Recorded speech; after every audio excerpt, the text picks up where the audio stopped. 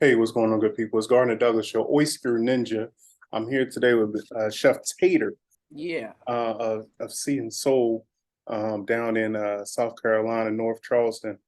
I got a comment on my last episode. Somebody chimed in like, yo, I've been listening to your episode for the 5 or 10 minutes, and I don't know where the location of this place is. So I was like, wow, that's a kind of beginner's mistake. So, Chef Tater, what's going on? How are you? And tell us a little bit about yourself. Yeah, man, I'm great. First, thank you for having me. So, a little bit about me. I am originally from Charleston. Let's see, Army veteran. I've always been into cooking, more so on the seafood sector of things. One of my first jobs in Charleston was at a seafood market. Um, and I kind of fell in love with crabs, not even eating them, but just like the whole science and stuff behind them. So I worked in and out of restaurants, went to culinary school, and I was doing private events, catering on my own. And I just kind of got, like you said earlier, like, the whole thing about having your own is you can kind of do what you want. So I was like, you know what? I want to do my own thing. So I got in touch with the commissary kitchen, and is one of the most successful ghost concepts, restaurant wise, here in Charleston, South Carolina. So we have definitely pioneered through a lot of milestones in a short span of time. Um, and yeah, I'm loving every day of it. It's a little stressful sometimes, but it's mostly fun. So here we are. So, for the folks who don't know, you've kind of like just killing social media and gone viral 100 million times, maybe or maybe not. I don't know. I can't keep up. But so you're like famous for the fried crabs, right? Yeah. So just tell me a little bit about the concept of your business and what do you guys even have on the menu? Yeah. So prior to me opening the restaurant, um, I literally woke up one morning and I was like, you know what? I'm gonna do some fried crabs. So I went on James Island, which is not too far from North Charleston, and I was selling fried crabs from out of the spot there, and it was a hit from then. That was last summer. And so we carried that same concept over to the Ghost Kitchen, and we've been killing it. So our business basically embodies the whole Gullah Geechee culture here in South Carolina, Charleston, the Low Country area. Um, so we do the classic dishes, the whiting, red rice, mac and cheese, garlic shrimp, fried shrimp. Um, we have weekly specials. This past week we did a gumbo. Um, what else? So much stuff. We got low country egg rolls, which is crab, shrimp, corn, potato, sausage, all rolled in an egg roll that pairs with our Geeche sauce. Whew, what else we got? We have seafood fritters, which Right. is crab and shrimp in a fritter that pairs with our Geeche sauce as well. The list kind of goes on. But yeah, And all this is in a ghost kitchen. So like are people coming to you? Or are you doing deliveries? we have not done a delivery yet. People come, we order online, and then we do walk ups. Hold on, when you say online, so that means I could get it here in DC? No. Gotta check, gotta check. I might be able to figure something out though, but no, we just do online, strictly online is where we started, and then we grew into doing walk up orders as well, based on the demand that we had. You know, So you yeah. spoke a little bit about the Gullah Geechee culture. Yeah. Can you elaborate on that? Because through my journey and of course growing up I had friends who were from South Carolina and they was like, yeah, I'm Geechee. I'm like, what, yeah, I hear you, but like, but they were like real proud to say that like that was their background, that was their culture. So can you elaborate a little bit about that for the listeners who don't have an idea what's going on or what that is? Absolutely. So essentially, the Gullah Geechee culture is the closest thing that we have to our ancestors from West Africa. And it's literally, from what I could say, to just sum it up real small, it's basically using what you got and making it absolutely amazing. Um, and Like if I just had one sentence that I could use, that's literally our culture. It's about family, fellowship, love, and it's amazing. It's a beautiful thing. That's why people are proud to be, the Gullah Geechee culture. Growing up, what was it like growing up in that culture and in South Carolina? Yeah. Well, for me, it was always what really got me into it is the fellowship and the love part. Um, so it was hanging out with my mom. We would go to the flea market, we go to markets, go shopping for Sunday dinner. We would be in the kitchen on Saturdays prepping, which I didn't think it was prepping then, but we were literally like just prepping, snapping peas, cutting collard greens, peeling shrimp, you know what I mean? And my grandma, I remember my grandma being there, kind of leading that whole production.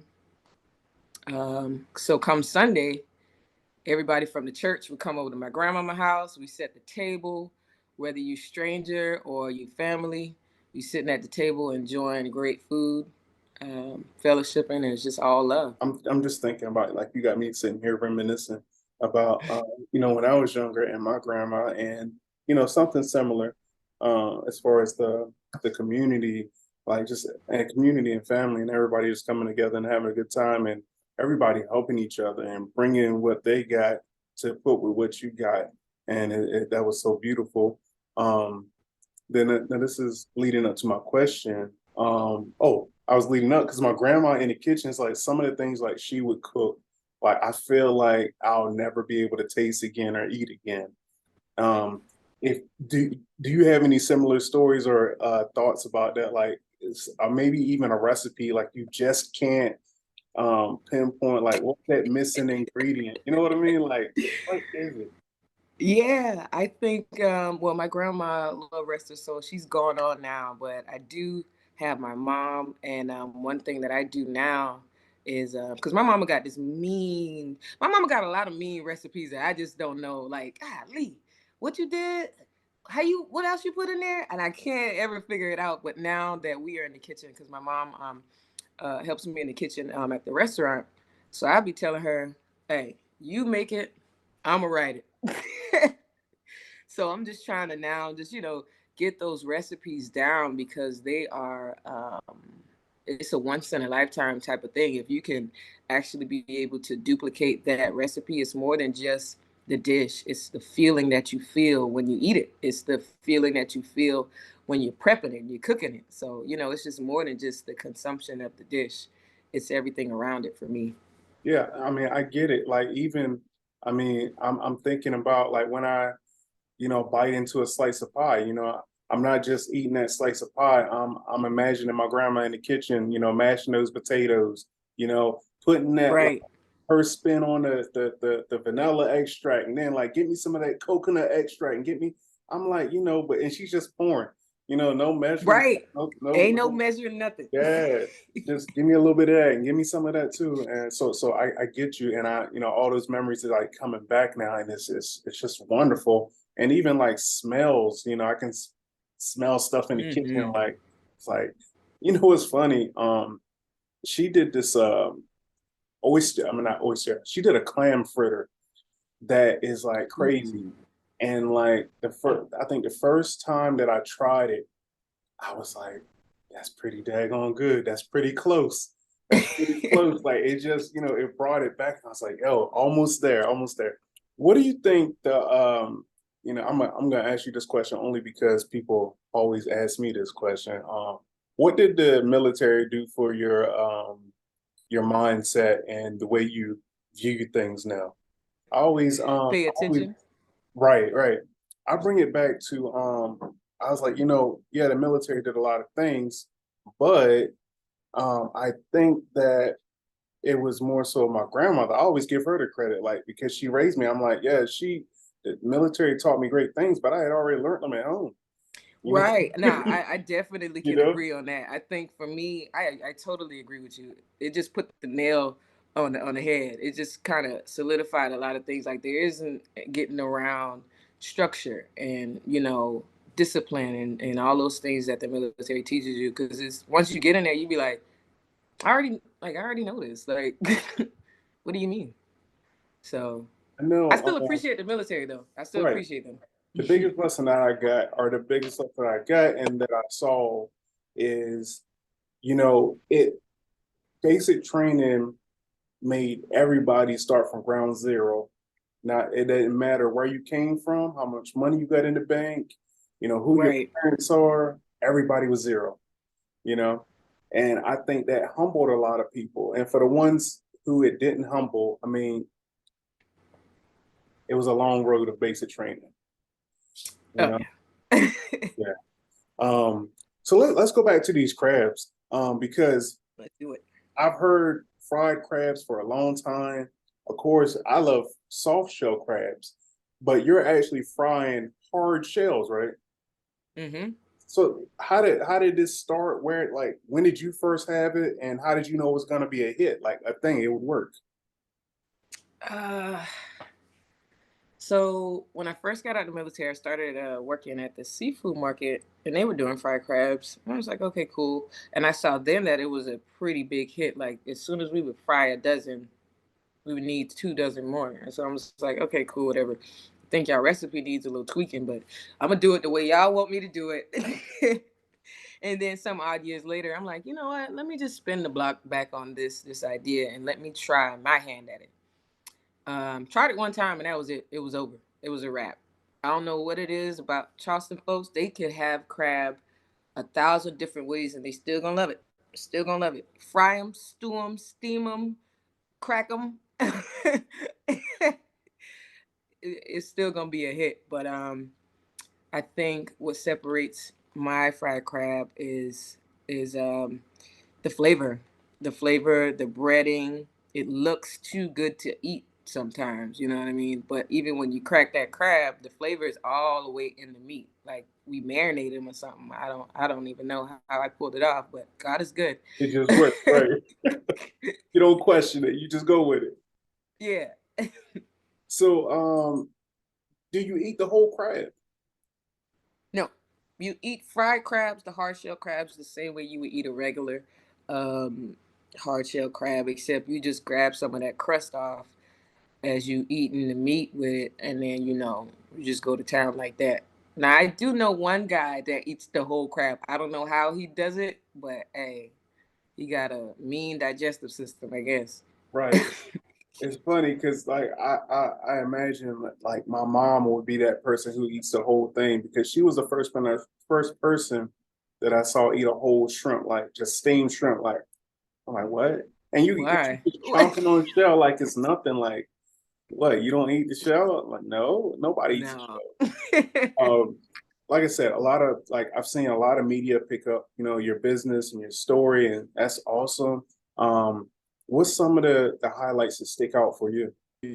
I don't think I can pick. I think I'm grateful for every opportunity, whether it's on a platform like this or whether it's been a news interview that I've done or if it's just a customer that has had the food and calls me and is like, yo, it's so amazing. I think all of them mean just the most to me. I don't have like a, Look you at you know. being humble. Look at you. No, I'm serious though. Like I really don't because it's all love to me. And love is love. Where do you see a business going in the next, or what are your goals for the business going into the new year and beyond? Um my goal for the business is for me to continue to just stay focused on the food and stay focused on the craft and continue to grow in that. I would love, the original plan was to have a food truck, but we can plan all we want to. But I'm just down for the ride. I'm enjoying the journey for what it is. I'm not in a rush to get to the end destination. I'm just enjoying it, enjoying the people, my vendors, my crabbers, my shrimpers, uh, everybody. I'm just enjoying it, trying to stay true to the craft. What's the hardest part about the journey? You might think I'm joking. It's literally going to sleep late and then having to wake up and do it all over again. It kind of gets a little fatigued, but then it's like, you know what? I actually love this. Let's go. After I get over that little hurdle of, it's actually all worth it. I don't think that I have like this really, really, really hard part that I just kind of avoid per se. I think I love it all. After I get up, after I Right, wake right, up and right. Press out your eyes and all that good stuff. Yeah. Like I know sometimes, just as far as like the supply chain and all that good stuff, how do you, go about getting the crabs and stuff like that? um, business relationships. Nurturing a business relationship like any other relationship. There has been a couple times where, with crabbers, sometimes you gotta wait, and then it's like, how long? But either way, they always come through for me. I don't think I've had a day in service yet where I just haven't had any crabs at all. So that's in itself a blessing. But yeah, it's just really nurturing those business relationships, staying true to who I am, and people tend to love me. So they are willing to go above and beyond. That's amazing. That's what happened when you treat people right, though. For sure, You for know, sure. um, I'm just thinking like the Chesapeake Bay crabbers, but what do you only use like South Carolina crabs, or do you use North Carolina, Florida? Does it matter? It does matter to me. Some of my best crabs that I've ever came across comes from Johns Island. But sometimes I can't always get those crabs, and then I'll go to another vendor who I know gets them from Georgia. They aren't my absolute favorite, but they get the job done. But ain't nothing like a low country crab. I will tell you that. I know up here we call them like they got some that's called like Texas Bulls, and then they got some that's called like Mud Dogs and all kinds of names for crabs. Do y'all do that down in South Carolina also? If they do, well, I will say if they do that, and I'm talking to a vendor, they'll just say, "Yeah, Georgia crabs, Virginia crabs, this crab." I'm like, okay. So I know just as far as like your social media pictures, I mostly see like extra large and jumbos and some large, but are they like all number ones, or does it matter if they're ones, twos, jumbos? Does it matter?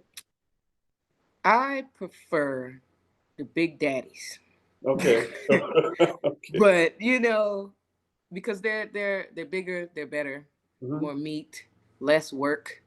But sometimes I try to get both, just because for the price of the smaller ones, you get more, and then some people just prefer that, but I prefer the jumbos Okay. myself. I'm not gonna keep you much longer, but I do want to ask, like when you were first starting out, how did you market this? Because I know you said they were a hit and it worked, but like how did you market? How did people know to come to you? How did they know that you was a crab plug? So um, I was always a food dealer prior to me becoming Tater C and Soul. So I was already out there, and people already knew where to get the good food from.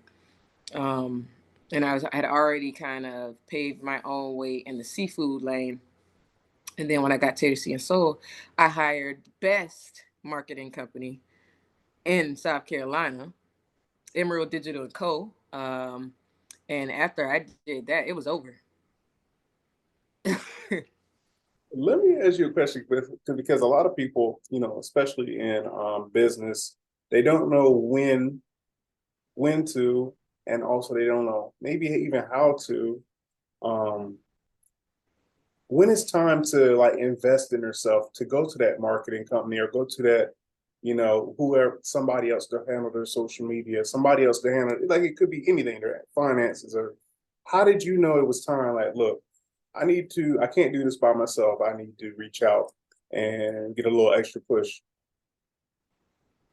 I would say for me, it was the elevation of the next level. I knew that certain things that I had done as a food dealer, I couldn't do at Tater C and Soul because it would have kept me at a plateau. And at that point, I just knew, yeah, it's time to, if we're going to turn up, we ain't going to half do it. So if the food is already perfected for the most part, then let's look around that. And what's around it is the marketing. It's the social media day and age. So that's when, the marketing team came in place and led the way. Yeah, cool. That makes sense.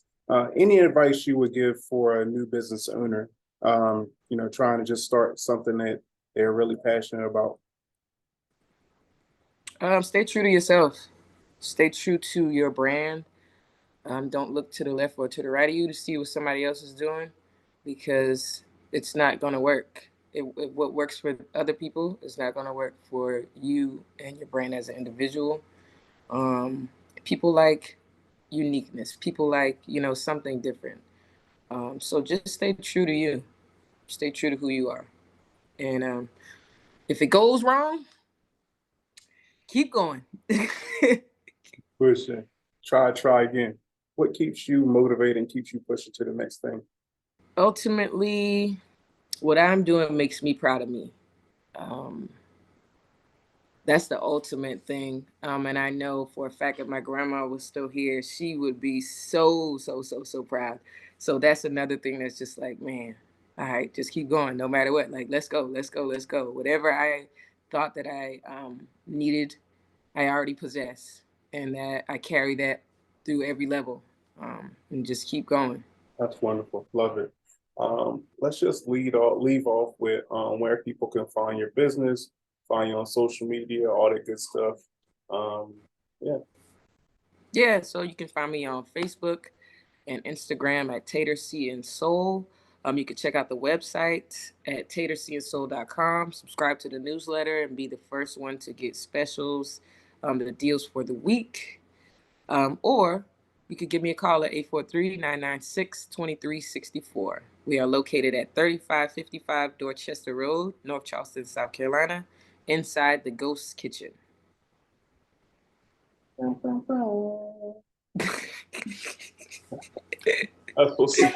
Well, again, I appreciate you for taking time out and sitting down with the Oyster Ninja podcast and the listeners. And I wish you all the success.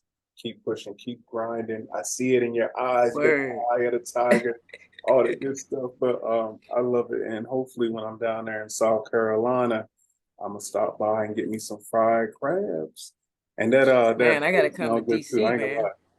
Come up to DC. I'm not gonna lie. I'm not the best host, but I can steer you in the right place.